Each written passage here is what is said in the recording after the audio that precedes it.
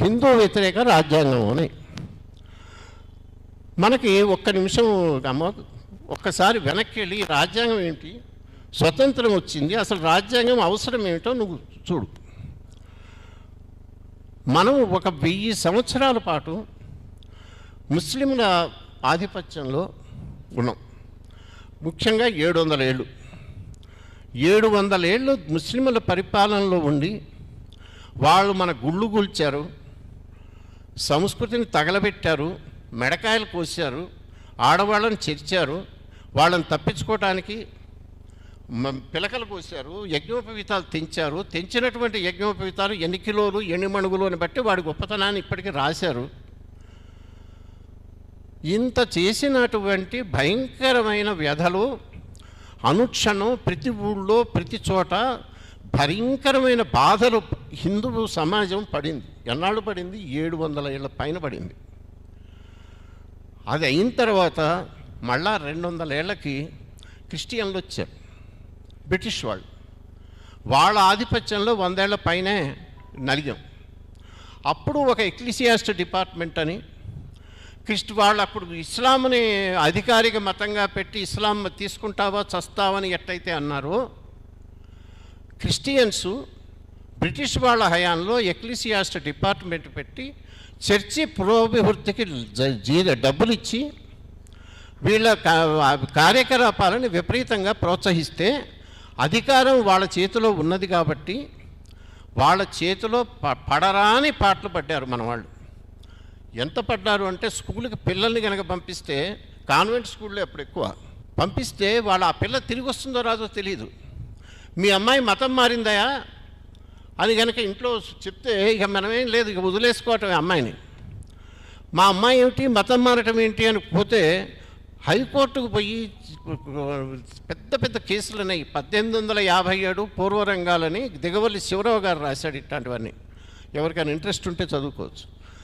ఇలా ఇన్ని బాధలు 700 ఏళ్ళేమో మహమ్మదీయుల చేతిలో, ఒక 100 ఏళ్ల పైన ఏమో క్రిస్టియన్ల చేతిలో పడరాని పాటలు పడి హిందూ ధర్మం, హిందూ మతం, సనాతన ధర్మం, సంస్కృతి చిందరవందరై చిన్నాభిన్నమైన అన్ని రకాలుగా నిరాదరణకి దోచుకొని అన్ని గుళ్ళని కూల్చుకోబడి పట్టించుకునే వాళ్ళు లేక ఎవడరా ఎప్పుడు వస్తాడా అని అందరూ గొప్పతనం ఏంటంటే, ఎన్ని 100 ఏళ్ల పాటు ముస్లింల పరిపాలనలో ఉన్నా 175 మంది హిందువులుగానే మిగిలారు.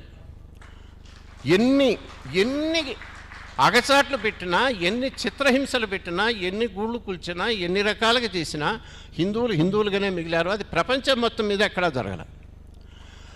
అంత బాధలు పడ్డామే.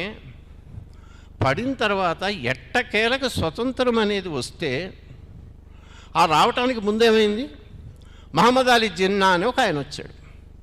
ఆయన ఏమన్నాడు, ఈ దేశంలో 2 జాతులు ఉన్నాయా, ముస్లింలు హిందువులు 2 జాతులు, ద్విజాతి సిద్ధాంతం అంటారు. ముస్లింలు హిందువులు 2, ఇక 3వ జాతి లేదు. ఈ జాతులకి వీళ్ళకి మాకు పడదు, మా దారిన మేము పోతాం, మా భాగం మాకు పంచేయండి అన్నారు.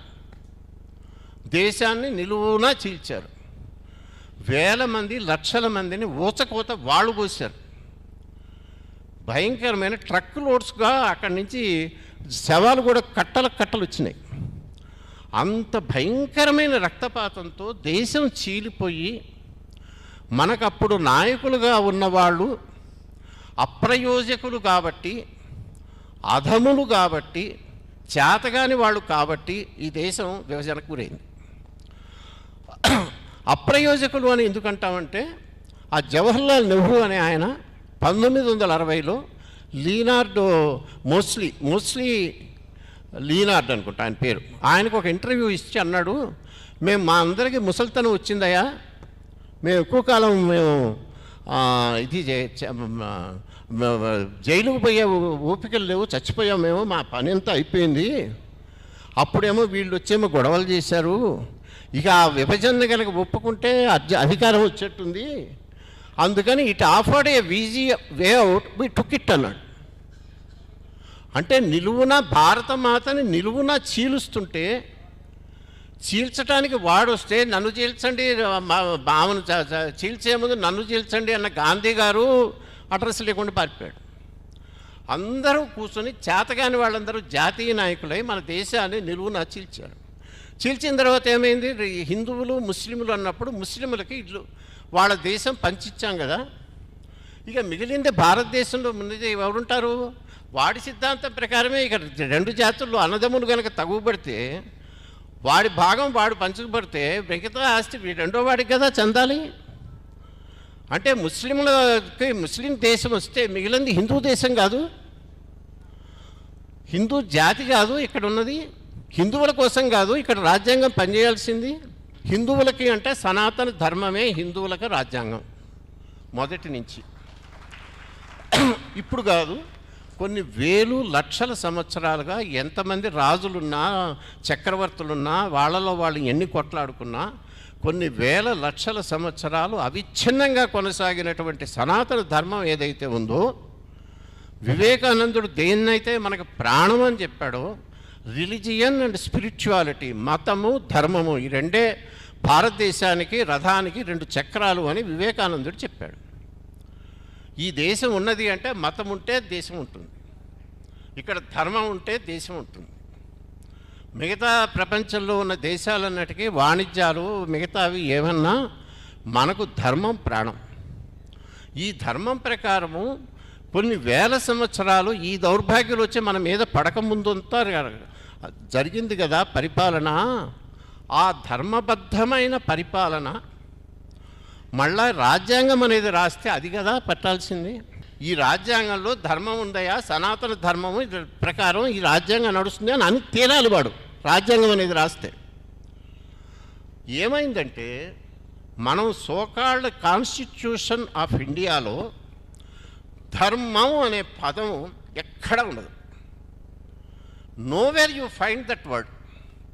ఇదేమో చిన్నది కాదండి, ప్రపంచంలో ఉన్న రాజ్యాంగాలన్నిటిలోకి పొడుగైంది ఏదంటే ఇదే. 448 అనుకుంటే అధికరణాలు ఉంటాయి దీనిలో, 25 పార్ట్లు, 12 షెడ్యూల్డ్, ఇంతలా ధర్మం మాత్రం ఉండదు.